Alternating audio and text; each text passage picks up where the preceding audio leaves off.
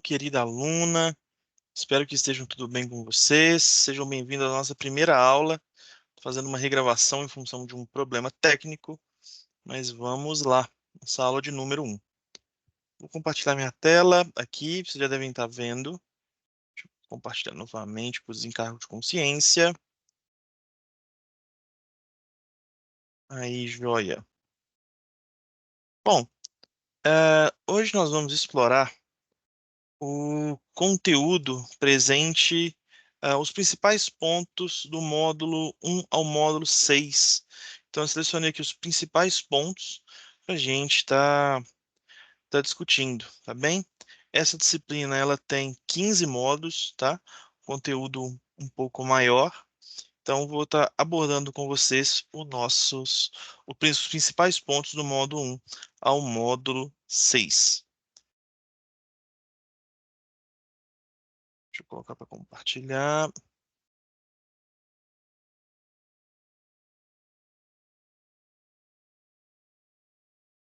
Perfeito. Então vamos lá. Materiais elétricos. Vamos falar de propriedades elétricas, ópticas e magnéticas.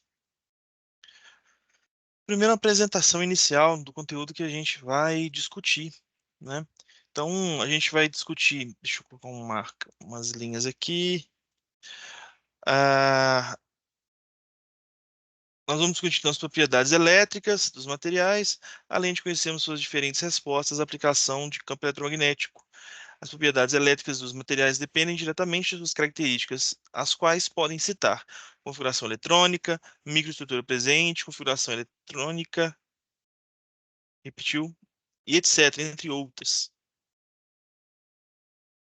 Bom, ao final, a expectativa, eh, ao término da unidade, que você deve apresentar os seguintes aprendizados: relacionar a microestrutura às propriedades elétricas dos materiais, identificar as estruturas de banda eletrônica existentes nos materiais sólidos, os fenômenos de ferroeletricidade e piezoeletricidade, e distinguir entre materiais semicondutores, intrínsecos e extrínsecos. Esse material, pessoal, ele é o resumo daquele conteúdo do livro. Então, esse é um condensado, tá? De pontos importantes, mas fiquem à vontade para explorar de maneira mais profunda o conteúdo disponível no nosso AVA. Então, resumo da unidade, pessoal. Essa figura do infográfico resume bem. Nós vamos falar de metal e não metal, num aspecto geral, e num ponto mais específico em supercondutor ou não. Do conceito da teoria das bandas, nós vamos falar de metais, condutores, semicondutores e isolantes, tá bem? Essa é uma imagem bem que representa bem o conteúdo que a gente vai explorar. Primeiro ponto aqui, fazendo uma breve introdução, propriedades elétricas dos materiais são cruciais na tecnologia moderna. Isso é verdade, pessoal. Então, o mundo hoje ele vive uma, uma guerra fria em relação à disponibilidade de tecnologia, ou de semicondutores mais especificamente. Então, nossos celulares, os carros, computadores, tudo depende desse tipo de componente. Então, o mundo vive uma guerra por conta disso. Os Estados Unidos, eles têm imposto ali medidas ou sanções contra outros países em função desse tipo de desacordo comercial. Ele acaba aplicando essas sanções para não permitir que os seus adversários industriais, digamos assim, cresçam, especialmente naquilo que depende desse tipo de componente, tá? Algo que, por exemplo, a inteligência artificial depende bastante. Essas propriedades são ligadas à microestrutura dos materiais, que envolve a organização dos átomos em condutores, isolantes e semicondutores. A teoria da banda eletrônica é uma ferramenta importante para entender as propriedades elétricas dos materiais. E a classificação dos semicondutores em intrínsecos e extrínsecos é fundamental para o desenvolvimento e aplicação de dispositivos eletrônicos. Então, como eu disse, o mundo ele tem vivido um boom assim da dependência de componentes para o avanço tecnológico. Então, é, é, O mundo inteiro ele está atrás desse tipo de tecnologia, mas infelizmente são pouquíssimas empresas, pouquíssimos países que dominam esse tipo de tecnologia. Então, é algo que realmente a gente precisa pensar bastante.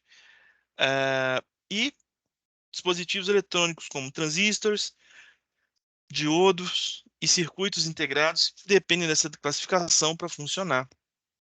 E esses componentes tecnológicos são parte integrante do nosso cotidiano, ou seja, tudo que nós temos, utilizamos e usufruímos relacionado à tecnologia, tem presença desse tipo de componente.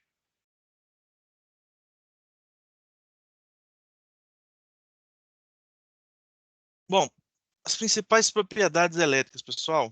A primeira delas aqui é a resistividade elétrica. É uma propriedade de um material que influencia a resistência que um condutor elétrico, normalmente um fio, oferece a um fluxo de corrente elétrica. É uma propriedade importante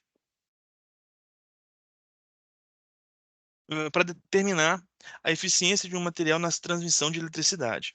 Materiais com baixa resistividade são chamados de condutores, como metais, por exemplo, o cobre, a prata, é, é, é, até mesmo o alumínio, tá?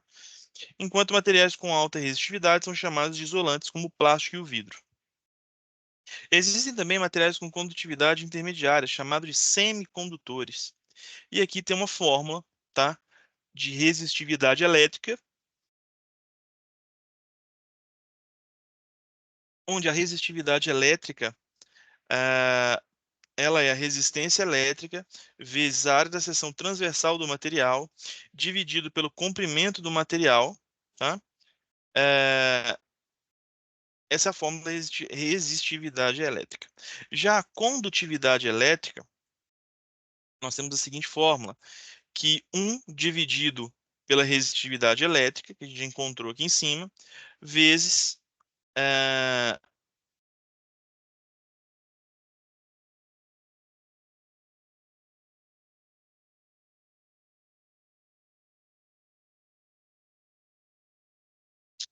vezes não, essa é a unidade, tá? Confuso aqui, acho que vou ajustar, mas aqui é a unidade. Então, a condutividade é 1 dividido pela resistividade elétrica. E a condutividade elétrica, então, é a capacidade de um material permitir o fluxo de corrente elétrica. É o inverso da resistividade elétrica. Temos também, pessoal, a constante dielétrica, tá? Então, medida da capacidade de isolamento elétrico de um material, e ela indica a capacidade do material de armazenar carga elétrica quando submetido a um campo elétrico. Materiais com alta constante de elétrica são utilizados como capacitores e outros componentes eletrônicos que requerem armazenamento de carga elétrica.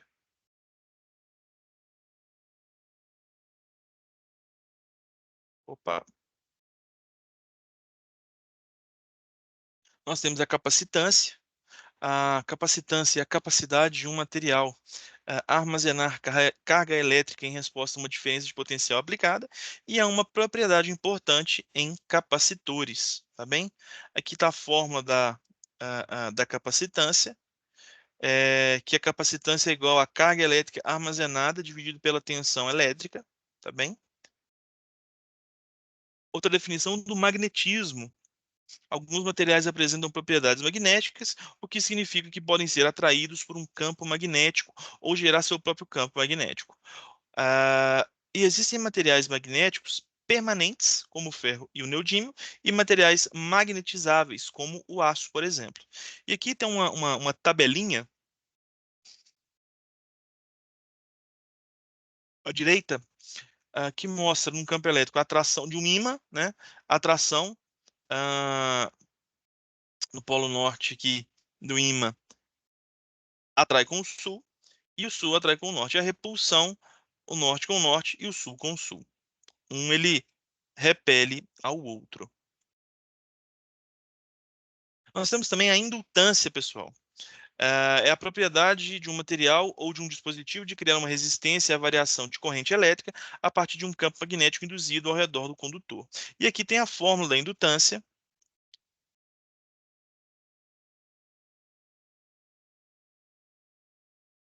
que é o seguinte: indutância é igual a constante de permeabilidade magnética vezes o número de espiras ao quadrado vezes a seção transversal dividido pelo comprimento da solenoide. Tá bem? Isso é a fórmula ainda da indutância. Temos aqui agora eh, uma tabela que vai mostrar a resistividade e o coeficiente térmico da resistividade elétrica. A resistividade e o coeficiente térmico da resistividade elétrica é somente para condutores e alguns materiais que são comuns. Nós temos a prata,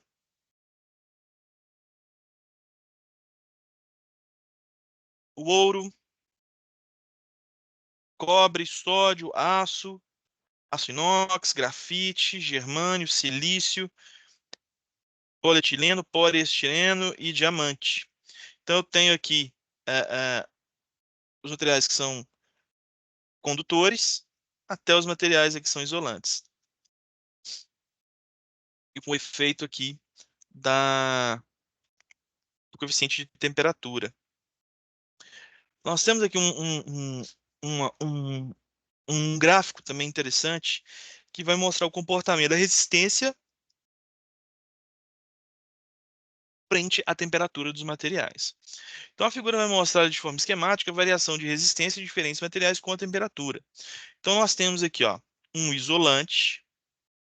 A gente percebe que a resistência dele reduz levemente à medida que a temperatura aumenta. Nós temos um semicondutor, que a resistência dele diminui com de maneira um pouco mais acentuada à medida que a temperatura cai, e o material condutor, que a resistência dele aumenta à medida que a temperatura aumenta. Tá? Por função dessa última curva aqui, que nós, quando vamos fazer um dimensionamento elétrico, a gente pensa muito bem no diâmetro do cabo que a gente está aplicando frente à carga de trabalho ali daquela instalação. Modelo de banda eletrônica dos materiais sólidos. O modelo de bandas de energia é uma teoria essencial para entender o comportamento dos elétrons em materiais sólidos. Baseia-se no princípio da exclusão do Pauling, que descreve o preenchimento dos níveis de energia nos materiais sólidos. Considera-se que os átomos interagem entre si formando estrutura cristalina, onde a ideia do mar de elétrons se torna evidente. Em relação ao comportamento de metais semicondutores, pessoal, em metais como sódio, ah, um aumento da temperatura dificulta a movimentação dos elétrons, resultando em uma resistitividade elétrica, o que a gente viu no gráfico. E nos semicondutores, a bomba de valência e a banda de valência e a banda de condução não se sobrepõem, exigindo uma energia maior para a condução elétrica.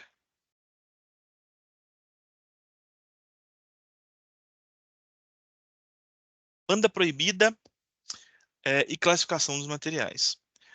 A separação entre bandas de valência e de condução é chamada de banda proibida ou gap de energia. E condutores têm a banda proibida estreita ou inexistente, enquanto os isolantes têm gap de energia alto e semicondutores têm gap de energia intermediário. Então, essa diferença ela é um ponto extremamente importante aqui na nossa avaliação. Esse é um negócio muito interessante. Aplicações avançadas, supercondutores e maglev.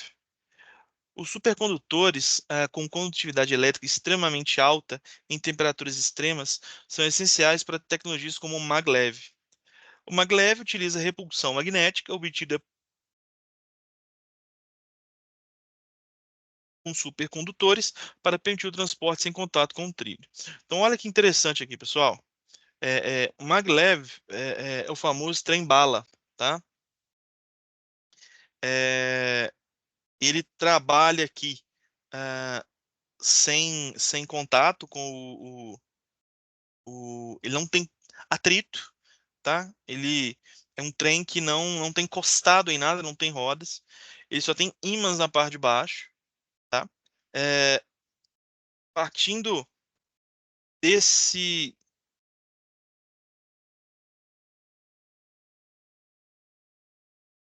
princípio da repulsão, ele atua, é, como é que eu posso dizer? Ele atua, ele fica suspenso mesmo no ar, por isso ele não tem atrito. E a partir do momento que ele tem ali uma movimentação, é em função da alteração ali dos polos do ímã. Então, algo extremamente ali bem projetado e que viaja em altíssima velocidade. Então, se você jogar no Google aí maglev funcionando, vocês vão ver vídeos no YouTube.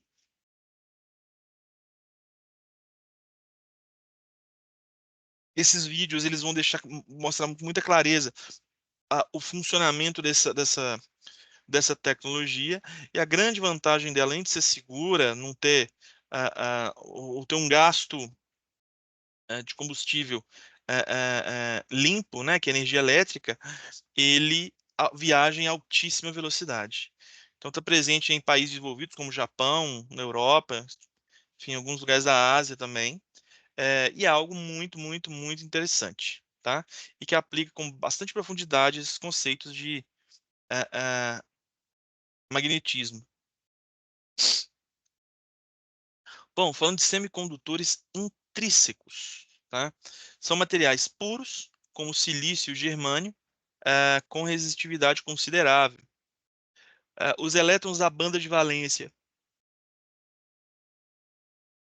eles formam ligações covalentes, mas alguns podem saltar para a banda, de condução, deixando lacunas.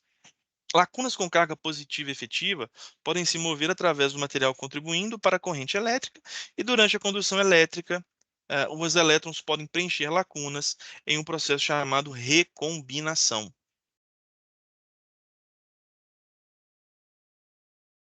Bastante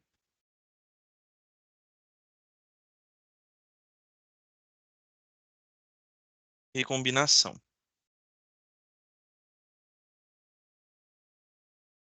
Bom, os semicondutores extrínsecos, tem essa diferença, são semicondutores com impurezas adicionadas intencionalmente para controlar a condutividade. Ah, Dopantes do tipo N, que são doadores, adicionam elétrons extras, aumentando a condutividade. E dopantes do tipo P, que são aceitadores, criam lacunas, também aumentando a condutividade. E essa adição de dopantes permite ajustar as propriedades elétricas para a fabricação de dispositivos semicondutores.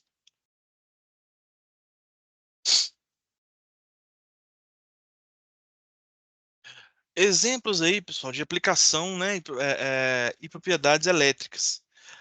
A junção PN é formada ali pela combinação de regiões semicondutoras P e N, algo que é essencial para a construção de diodos e transistores. Eh, a junção PN, então, permite ali o controle do fluxo de corrente elétrica, funcionando como interruptores, retificadores e amplificadores de sinal.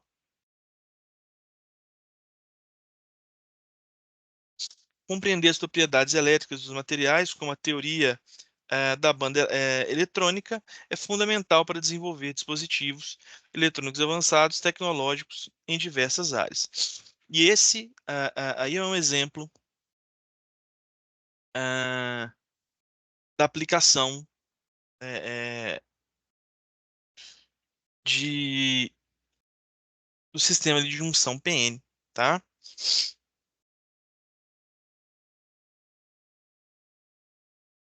Propriedades óticas, pessoal. Essa é a foto do nosso infográfico. Então, nós temos propriedades óticas de absorção, cor,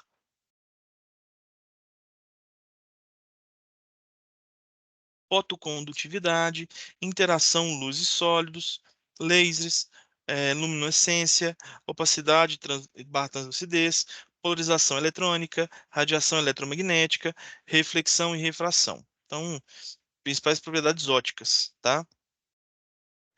A radiação eletromagnética é o resultado de componentes de campo elétrico e campo magnético de natureza ondulatória, e as propriedades ópticas são as respostas dos materiais diante da incidência dessa radiação. Em relação às propriedades ópticas, a resposta ou reação de um material à incidência de radiação eletromagnética, em particular a luz visível, em relação à luz, é um fenômeno ondulatório e evidencia a ocorrência da difração.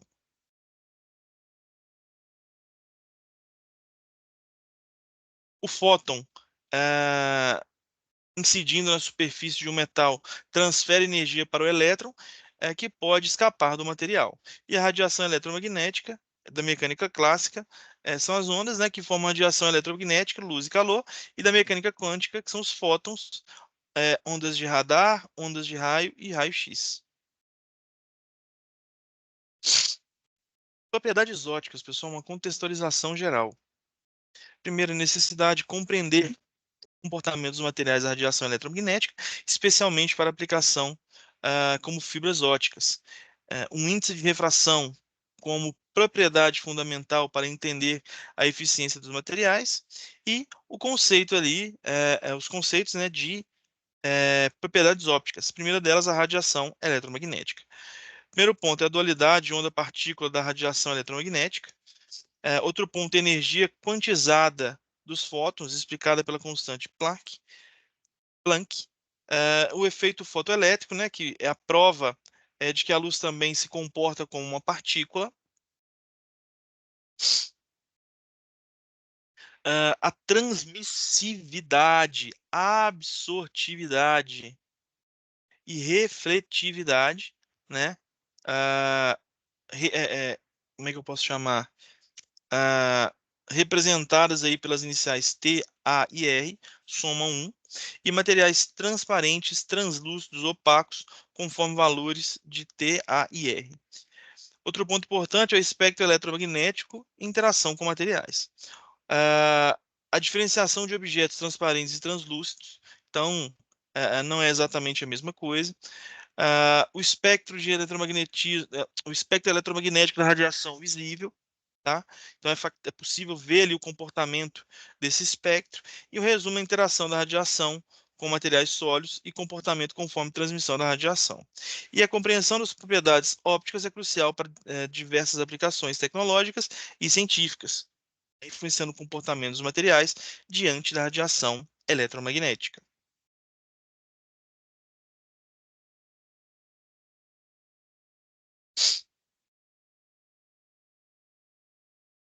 Aplicações das propriedades ópticas dos materiais, pessoal. Materiais metálicos, a opacidade devido ao preenchimento parcial de elétrons em sua banda energética, a absorção de todas as radiações visíveis devido à excitação dos elétrons para estados mais energéticos e a transparência para a radiação em alta frequência, como raio-x e raio-gama. Então, exemplo aí de aplicação das propriedades ópticas dos materiais voltadas aos materiais metálicos. Outro ponto importante é radiação e refletividade. A remissão de luz visível a partir da superfície dos materiais e a maioria da energia refletida, pequena parte dissipada como calor. Então, é uma parte relativamente pequena, então não há perda nesse processo, ou uma perda ínfima. Em materiais não metálicos, nós temos a variação na transparência de acordo com a estrutura cristalina, então vai variar ali dependendo de como ela for. Fenômenos de transmissão, absorção e reflexão da luz. Introdução da propriedade óptica da refração, então há ali novamente eh, eh, uma alteração desse comportamento. A refração e índice de refração também, a alteração na direção do feixe de luz ao atravessar materiais, definição do índice de refração como relação entre velocidade da luz em diferentes meios. E lei de Snell, que é a relação entre ângulos de incidência e refração na passagem de luz entre meios com diferentes índices de refração. E o conceito de ângulo crítico para a reflexão interna total da luz. Outro ponto interessante é a luminescência, né? Que é a produção de luz visível por meio de incandescência e luminescência. E a explicação da luminescência em termos de excitação e emissão de elétrons. Então, um ponto importante também.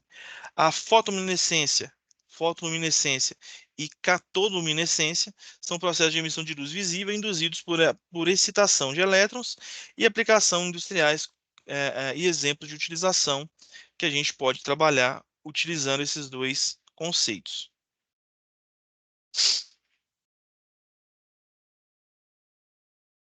Um ponto importante também, que é a interação com a estrutura dos materiais, é o comportamento da radiação eletromagnética em materiais sólidos. Há uma variação desse comportamento, é, não é o mesmo em cada tipo, não é o mesmo em cada material. E efeitos da polarização eletrônica, transições eletrônicas e absorção seletiva de energia.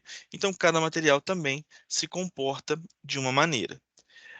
Efeitos da cor dos materiais. Então, a correlação entre absorção seletiva de energia e aparência colorida dos materiais. Então, dependendo de como for o comportamento e a exposição, o material vai mudar de cor. É, e cada material ele vai apresentar um resultado de cor diferente, tá? E isso também em função da exposição à, à luz, da interação com a luz.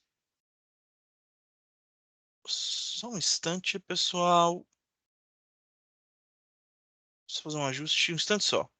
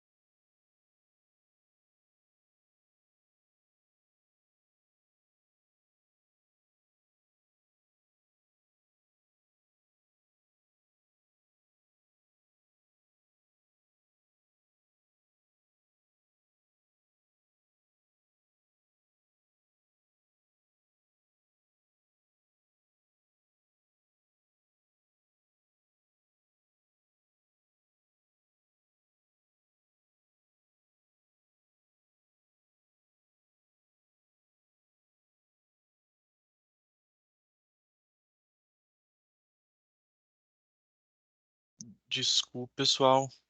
Vamos retomar. Propriedades magnéticas, então. Então, materiais magnéticos, eles apresentam ali um cartão magnético, um componente de computadores, como por exemplo, são exemplos de materiais magnéticos. Então, um cartão, ele serve componentes de computadores, geradores transformadores de eletricidade e motores elétricos. E campo magnético, ah, são diamagnéticos, paramagnéticos, ferromagnéticos, ferritomagnéticos e antiferromagnéticos, tá? Então, propriedades magnéticas dos materiais e de que maneira ocorre a interação entre o material e o campo magnético.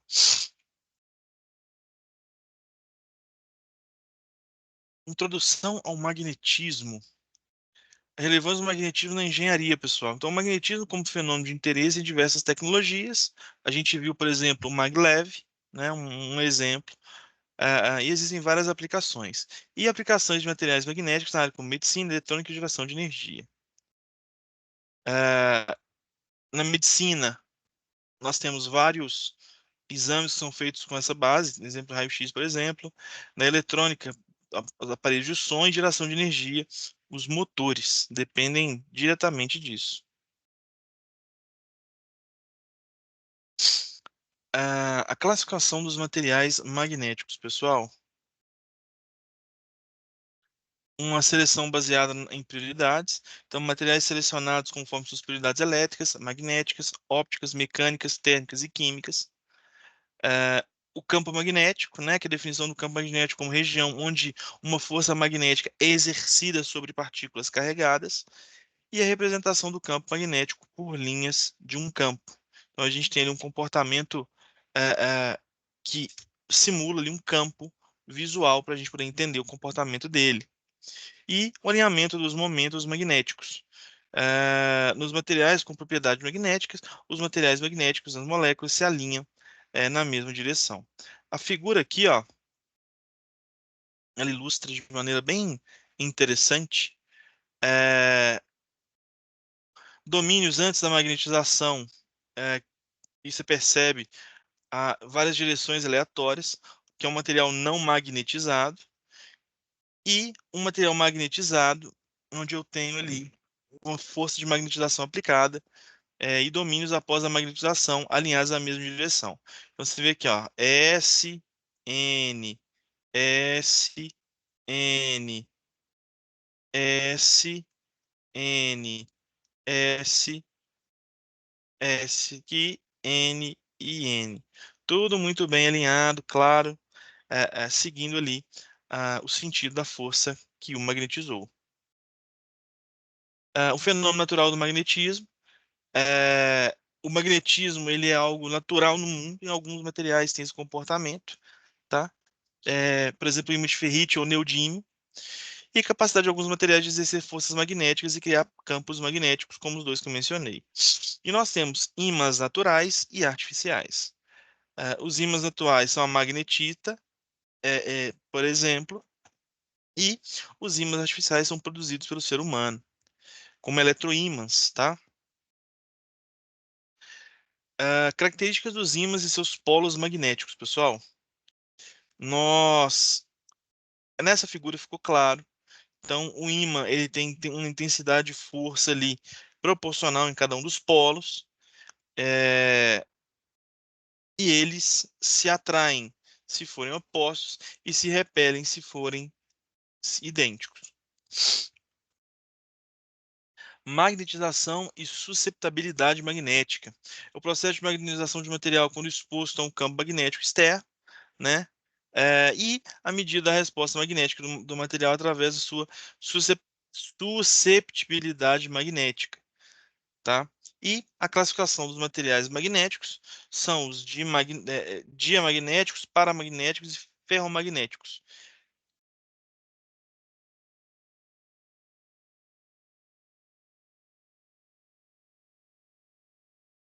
Bom, nós temos o comportamento e propriedades magnéticas de cada grupo. Então, eles são distintos. O primeiro deles,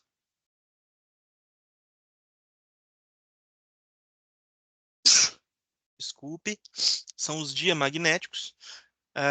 As características deles são uma suscetibilidade magnética negativa, uma fraca resposta magnética, sendo repelidos por campos magnéticos, e os exemplos incluem o grafite, o cobre e o zinco, tá? Exemplos aí de diamagnéticos.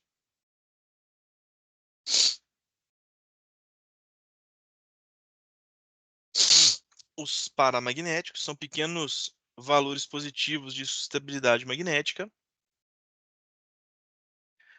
atraídos por campos magnéticos com magnetização temporária, como por exemplo o alumínio e o chumbo. Então é diferente do anterior, que é o diamagnéticos, tá bem? E por fim, os ferromagnéticos são suscetibilidade magnética positiva, significativamente maior. Exibem, exibem forte magnetização, mesmo na ausência de um campo magnético externo, e são exemplos o ferro, o níquel, o cobalto e suas ligas de maneira geral. Ou seja, esses materiais têm um comportamento eh, eh, de magnetismo positivo, forte. Esse quadro, pessoal, ele apresenta um resumo, então, das características dos materiais diamagnéticos, paramagnéticos e ferromagnéticos.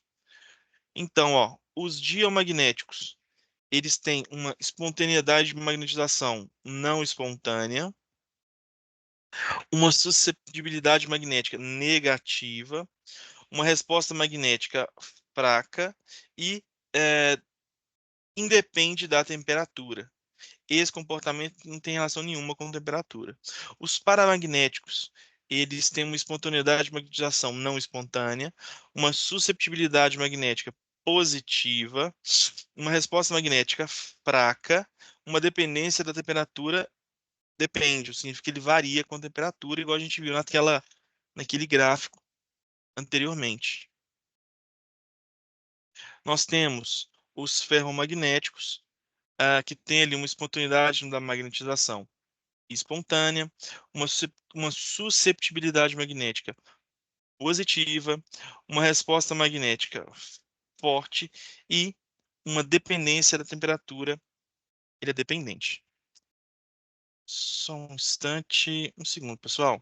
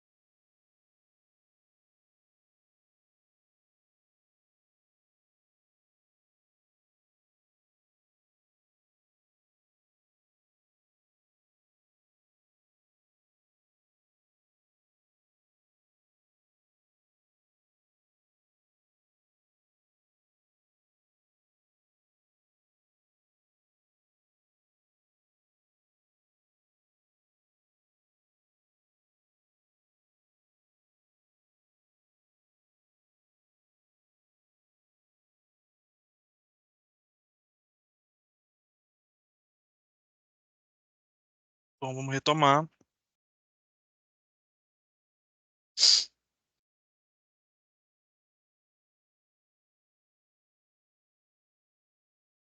Nós temos também as propriedades magnéticas dos materiais, a permeabilidade magnética, que é a capacidade do material permitir a formação de linhas de um campo magnético, linhas que a gente mencionou é, é, que fluem dependendo da intensidade ali é, é, do ímã, tá? E materiais ferromagnéticos têm alta permeabilidade magnética. A coercitividade, que é a resistência do material à desmagnetização. Então, se eu quiser fazer com que o material perca aquele comportamento,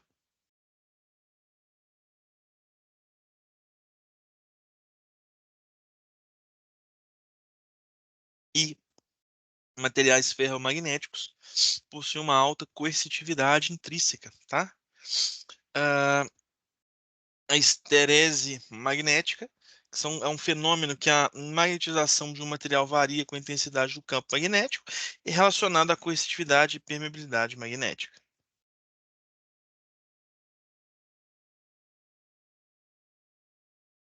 Nós temos materiais magnéticos moles, que apresentam uma baixa coercitividade, facilmente magnetizado e facilmente desmagnetizado, tá?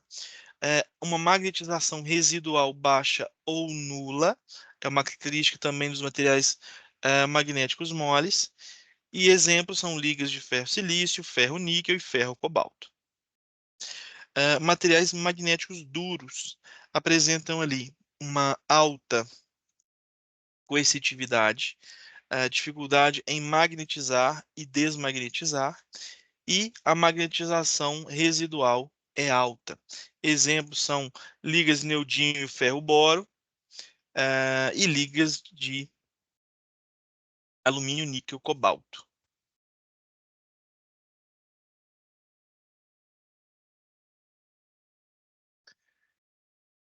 Ah, ferroelétricos e ferrimagnéticos, tá? Os ferroelétricos é a polarização elétrica e magnetização espontânea. Os ferrimagnéticos é uma estrutura magnética complexa com momentos magnéticos parcialmente alinhados. Exemplo, o titanato de bário e a magnetita.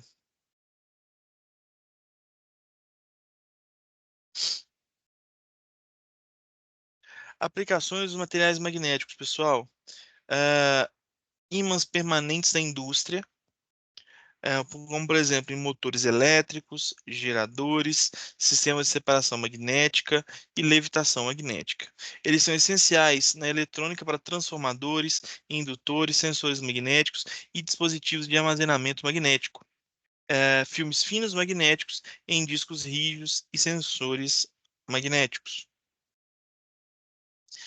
Ah, Motores elétricos com ímãs permanentes, conversão de energia elétrica em energia mecânica, tá? Amplamente utilizados na indústria automotiva, incluindo veículos elétricos e híbridos. E contribui para a eficiência energética e design compacto dos veículos. Então, são exemplos aí de benefícios que nós temos. Nós temos também os geradores eletromagnéticos, baseados nos princípios de Faraday, né, para geração de energia elétrica, utilização de ímãs permanentes em geradores síncronos para converter energia mecânica em energia elétrica, aplicação nas indústrias de alta potência, são os motores de alto desempenho, equipamentos industriais e máquinas de precisão, como os tornos CNCs ali, e robôs, tá? é, Motores de aplicação na indústria do petróleo e gás, como bombas de extração e compressores de maneira geral. E sensores interruptores magnéticos, que vão fazer a detecção do movimento, controle de posição e automação industrial de maneira geral, por meio da utilização em sistemas de segurança, controle de posição e detecção de passagem. Nós temos aqui categorias dos sensores quanto à sua sensitividade. Então, nós temos aqui, ó, categoria um, baixa sensitividade, a medição de campos mais fortes do que o campo magnético da Terra. Nas aplicações, comutação sem contato, medição de corrente, leitura de memória magnética, e sensores mais comuns são magnetômetro de bobina de busca e sensor de efeito Hall. Na categoria 2 de média sensitividade, nós temos ali medição de perturbação na magnitude e ou direção do campo da Terra devido à indução ou dipolo permanente, a bússola magnética, espolha de munições e prospecção mineral, controle de tráfego são as aplicações. E sensores mais comuns é a válvula de controle de fluxo e o magnetorresistivo, tá? Ah, Categoria 3 com alta sensitividade, a medição de campos de gradiente ou diferenças devido à indução ou momento de polo permanente. Eh, as aplicações é o mapeamento da função neural, detecção de anomalia magnética, e os sensores mais comuns são o gradiômetro, SQUID, e bomba óptica. Aplicações de materiais magnéticos na medicina. Então, nós temos ali a ressonância magnética e a tomografia computadorizada, por meio do uso intensivo de ímãs permanentes de alta potência, geração de campos magnéticos estáveis e homogêneos, detecção de doenças, lesões e outras condições médicas. E a vantagem dos ímãs permanentes é que a segurança e estabilidade na qualidade da imagem, é, é, da im- segurança, estabilidade e qualidade de imagem superiores. Pessoal, só um instante novamente.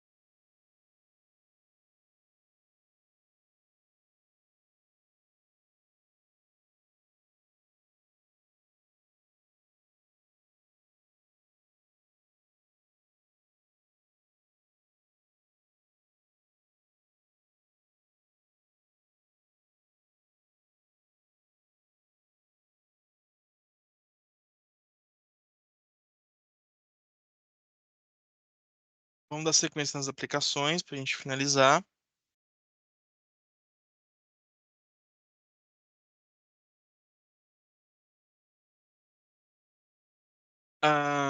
Em relação a trilhas de áudio, então alto-falantes, como por exemplo alto-falantes automotivos ou fone de ouvido. Temos aí a contribuição para a produção de som de alta qualidade e campos magnéticos que interagem com bobinas móveis. Mas tem ali a produção de graves potentes, clareza no som e eficiência energética. Então isso tudo depende do ímã que está ali presente.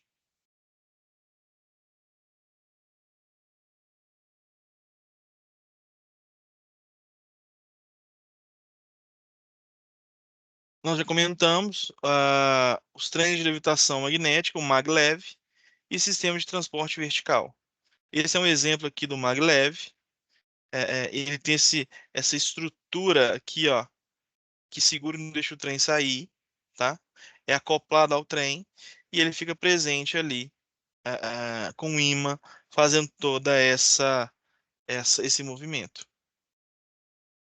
O uso de ímãs permanentes para criar campos magnéticos, força de repulsão ou atração para movimentos sem contato físico, e o benefício é a velocidade, eficiência energética e menor desgaste, ou seja, só pontos positivos, mas que a gente tem que ter, infelizmente, um projeto bem robusto para que ele funcione.